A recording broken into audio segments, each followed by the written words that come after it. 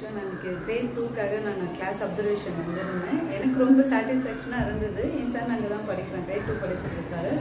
ஆக்சுவலாக ரொம்ப இப்போ சமத்தா ரொம்ப அவராக ஒரு ரெஸ்பான்சிபிலிட்டி எல்லாமே எடுத்துக்கிறாரு. ஸோ மேம்க்கு ரொம்ப தேங்க்ஸ் அதுக்கு. இன்றைக்கி நான் எக்ஸ்பெக்ட் பண்ணதை விட மேம் ரொம்ப நல்லாவே எடுத்தாங்க. ஃபேக்காக இல்லை ஆக்சுவலாக, அது எனக்கு ஒரு பெஸ்ட் ஒப்பீனியன். அதுதான் எனக்கு ஃபேக்காகவே இல்லை. அவங்க கண்டிஷன் பண்ண வேண்டிய இடத்துல கரெக்டாக கண்டிஷன் பண்ணாங்க. பேரண்ட் இருக்குன்னு சொல்லிட்டு அவங்க ஃபேக்காக நடந்துக்கல, கரெக்டாக இருந்தாங்க. பசங்க கொஞ்சம் டவுன் ஆகும்போது அவங்களை எப்படி என்கரேஜ் பண்ணுறதுன்றதும் அதை கரெக்டாக பண்ணது எனக்கு ரொம்ப பிடிச்சிருந்தது. நல்லா கிளாஸ் எடுத்தாங்க. Thank you ma'am.